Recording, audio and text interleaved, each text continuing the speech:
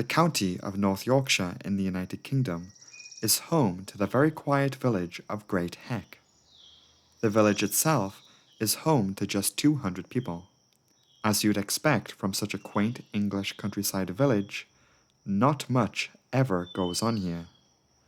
That was until one morning.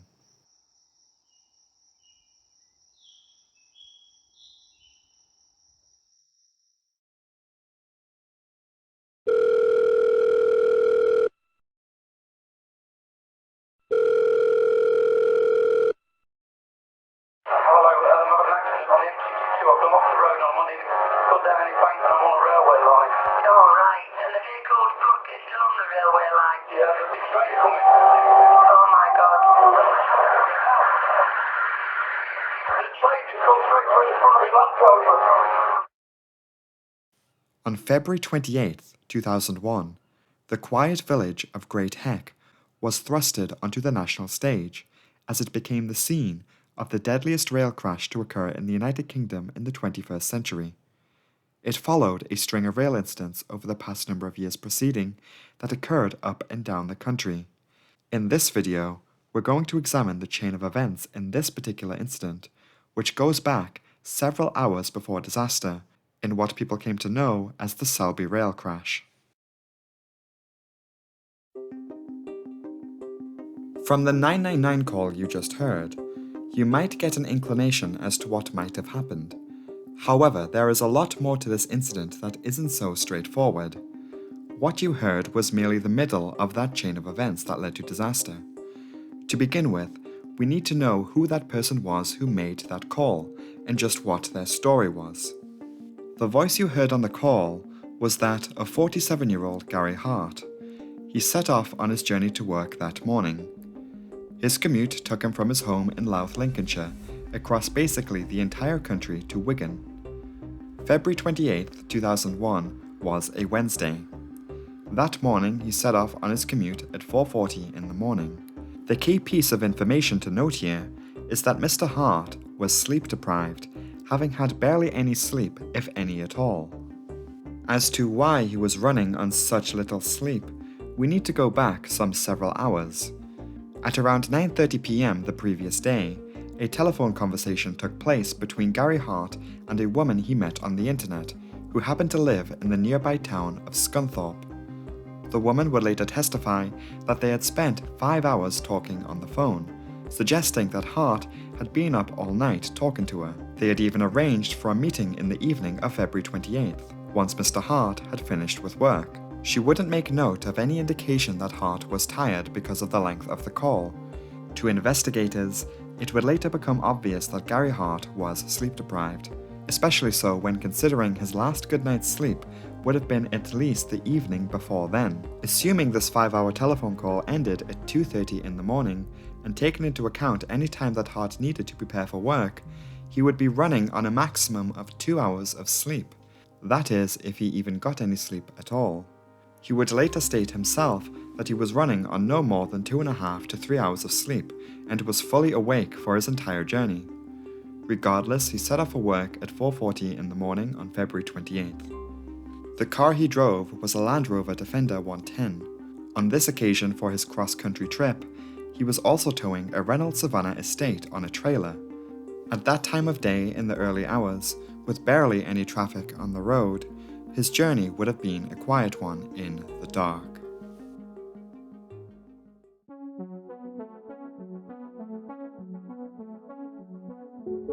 With all of that information in mind, we must now turn our attention 200 kilometers north to the city of Newcastle upon Tyne.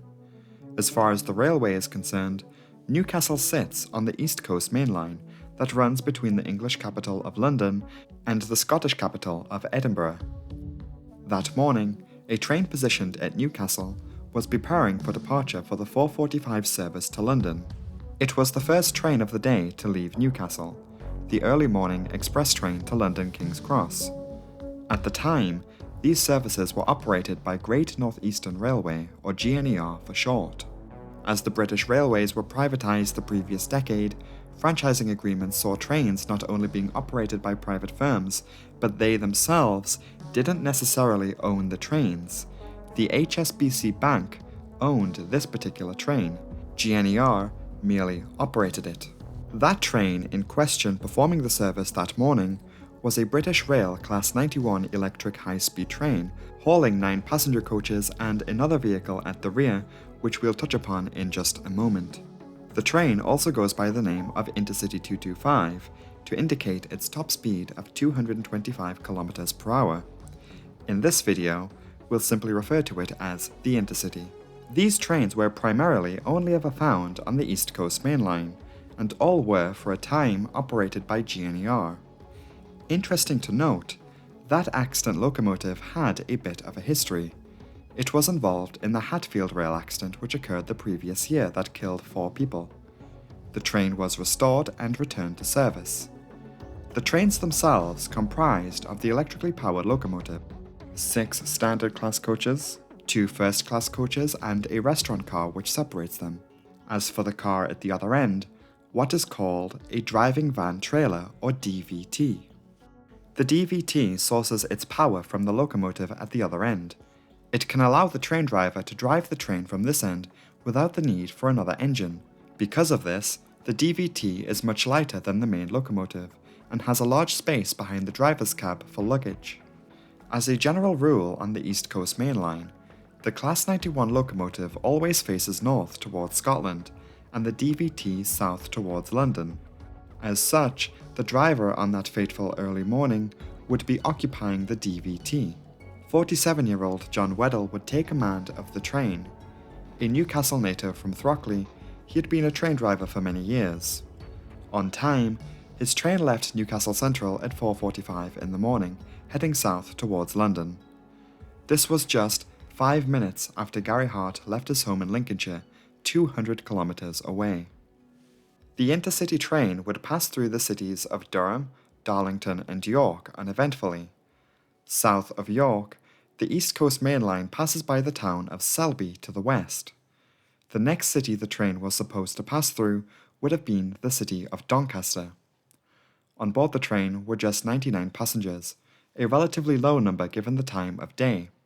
The Intercity 225 can seat upwards of 500 passengers, and that's not even taken into account room for standing occupants, so the train was rather quiet.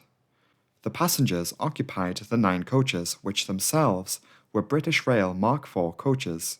They were introduced in 1989 to accompany the Class 91.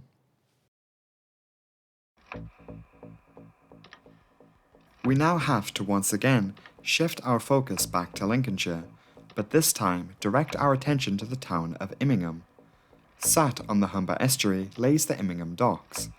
A shipment of coal needed to be transported that morning to the Eggborough Coal Power Station. Around 1,000 tons of coal was loaded into 16 coal transport wagons. The wagons were to be pulled by a British Rail Class 66 diesel locomotive operated by Freighterline. 39-year-old Steve Dunn took control of the coal train and left Immingham at 5 a.m. Dunn was also a man of the railway. His job, as later described by relatives, he thought of it as a paid hobby. Interestingly, his then 9-year-old son was clearly very inspired by his father, as he would one day take command of trains on the London Underground. This was a route that Dunn was only still learning. Because of that, he was accompanied in the cab by a man named Andrew Hill, a train driver and instructor with over 20 years' experience behind him. The freight train's route that morning would take it west. It would join the northbound track of the East Coast Main Line just north of Doncaster. This train would not be on the main line for long, as it would exit on a branch line to head towards Ferrybridge, before looping back around to the Eggborough Power Station. There was no direct rail connection from the main line to the power station. The Intercity train from Newcastle was to pass by the freight train on the southbound track in the opposite direction, meeting roughly on this stretch of track close by to the village of Great Heck. To analyse how the disaster unfolded, let us return to Gary Hart's Land Rover. As the 2 trains were en route in their journeys, Hart was travelling along the M62 Trans-Pennine motorway which runs between Hull and Liverpool. Getting a closer look at where the M62 meets the East Coast Main Line, the motorway passes over the top of the rail tracks with an overpass bridge. There are fields on all sides of both the track and roadway at this crossing point. Grassy embankments accompany either side of the rail tracks. Running in the center of the roadway is a physical barrier that separates the two flowing directions. There also were some barriers either side of the road. Fighting sleep deprivation, Gary Hart happened to be traveling along this section of the road when he suddenly fell into a mental sleep state. It's difficult to say exactly how asleep he was at this moment. He would later claim, though, he was fully aware of his surroundings, but all evidence points to the contrary. Hart dozed off at the wheel of his Land Rover, went off the road to his left before making it across the bridge, and crashed onto the southbound track of the East Coast Main Line. Not just the Land Rover, but also the Renault he was towing as well. Perhaps waking up as the gravity of what had just happened began to set in, he tried to reverse off the tracks to no avail. The section of track he crashed onto has a speed limit for trains of 125 miles per hour. The intercity was fast approaching just a few kilometers to the north. The freight train had already joined the main line on the left side northbound track from the south, and 2 was fast approaching. The stage was set for disaster. The panicked Gary Hart left his car and reached for his phone, dialing 999. Disaster was less than 1 minute away. Just meters away in the cab of the intercity train, driver John Weddell sounded the horn as for a brief moment in the dark skies of the early morning, the train's headlights would have made the crashed vehicles visible for just enough time for him to notice the obstruction. Hello, I've had an accident on the M62. I've come off the road and I'm on in, gone down any bank and I'm on a railway line. Oh, right. And the vehicle's parked still on the railway line. Yeah, there's a big train coming. Oh, my God. The train just come straight through the front of his Land Rover. The train hitting the car was only the start of a critical chain reaction. This initial impact on its own did not cause the train to crash. The train, however, was derailed. In the derailment, the train's speed began to decrease down to an estimated 88 miles per hour. The horn sounded by the driver had also alerted train conductor Raymond Robson, who was in the middle of checking passengers' tickets when this occurred. Nearby to where the initial collision took place, a railway siding is located. It joins onto the main set of tracks via a set of points. Railway points do exactly what they look like they do. They can deflect and transfer trains from one track to another. The derailed intercity train, though still upright, would make its way down to these sets of points. The points will only work correctly assuming the train is properly on the track. Because of the geometry of the track, coupled with the position of the train's wheels, it was deflected onto the parallel track, directly into the path of the oncoming freight train. Let's break down how the two trains then collided. In the final moment before the trains hit, the leading DVT of the intercity would have fully filled the window on the right side of the cab of the freight train. When impact occurred, the DVT was severely damaged, and as the final investigative report puts it, detached the cab from the main DVT structure. The wheel bogie from the Class 66 locomotive was pushed back from the force of the impact into and rupturing its fuel tank. This led to oil being sprayed onto the passenger coaches of the intercity. As the two trains were being ripped apart from one another, the track was also destroyed, and nearby pylons which uphold the overhead electrical supply were also uprooted. The first coach located behind the DVT was Coach M. It was taken off the rails along with the DVT. It would roll 360 degrees and come to a rest over 400 feet away from most of the other wreckage. The following, Coach H, which was partially underneath a nearby bridge, was forced upward, causing part of its roof to strike the bridge. Coaches G and F were also launched upward, with Coach G also striking the bridge. Coach F along with Coach E would invert in the crash. Coach D would be dragged down an embankment along with Coach E. As the freight train continued down its track, it impacted the trailing end of Coach B. The rolling stock of the freight train would largely stay upright, but did come in contact with coaches A through D. The wagon right behind its locomotive would topple over. The Class 66 skewed and toppled over to its left, where it would crash through a residential fence into a garden, demolishing a resident's caravan, narrowly missing their house. It is believed that softer soil in the resident's garden slowed the locomotive down much quicker than it otherwise would have. All of this occurred quickly, without any warning for those on board the trains, and without any way to prevent disaster. For the two men in the freight train, they would have been expecting trains to pass them by, so wouldn't have thought anything of the train's lights coming towards them. For them, it would have been a split second of processing before the crash. Instructor Andrew Hill would survive the crash. His work colleague in training that morning, Steve Dunn, would not. John Weddell, the driver of the intercity train, was also killed. Also among the dead was the previously mentioned train conductor Raymond Robson. Aged 43, he was standing at the time of disaster. Passengers noted him being flung across the coach in the crash, likely leading to fatal injury. The train's chef, 42-year-old Paul Taylor, was serving a customer in the buffet car, Coach G. He too was killed. A further 6 passengers on board the train were also fatally wounded, leading to 10 total fatalities and 82 injuries.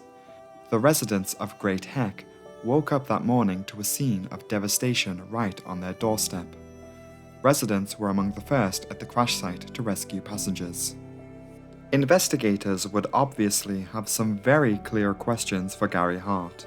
In the end, it was deduced that in order for him to have been at the site at that time, when considering when he left his home, he must have violated multiple road and traffic laws. As a result, he was charged on 10 counts of causing death by reckless driving and sentenced to 5 years in prison, of which he only served 30 months. He would inevitably speak out following release. He still to this day denies responsibility for the crash. In his own words, according to the BBC, "I believe in fate, and I was meant to be there that morning." And on the subject of his own guilt, "No deaths occurred at the point of impact with my Land Rover. They all occurred 700 yards down the track, which I feel other people should have been held accountable for. So in my own head, I've dealt with it in that fashion." In regards to the intercity train, the investigation did praise the design of the passenger train's coaches. The British Rail Mark IV coaches introduced in 1989 likely saved lives compared to how disasters unfolded with trains hauling earlier built coaches. It cannot be understated how much worse this disaster could have been. Had this happened at a different time of the day or with a different train, the death toll could have been much higher. The British government authorities accepted the safety recommendations made by the investigation. These included reviews of safety barriers surrounding roadways and railways, development of new technologies, and upgrading of existing infrastructure as needed. The Selby Rail disaster is still remembered, and a memorial was built to commemorate the lives lost that morning. Hello everyone, thank you so much for watching this video. I hope you found it interesting, as this has been a first for the channel covering a rail disaster. I have to say that personally, I think this is my personal favourite video I've made thus far. I think this is the best video I've ever made. I think that may be in part to the local connection this incident has, as I'm from Newcastle, so I had that kind of motivation when making this video. If you want to see more rail videos, be sure to drop a like, and if you did find the video interesting, consider subscribing, as new videos go out every Saturday.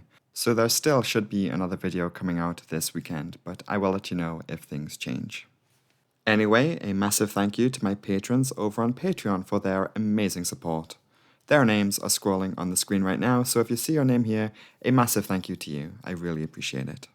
A shout out today to Andrew Fleischer, I hope I said that right, who pledged £10. A massive thank you to you.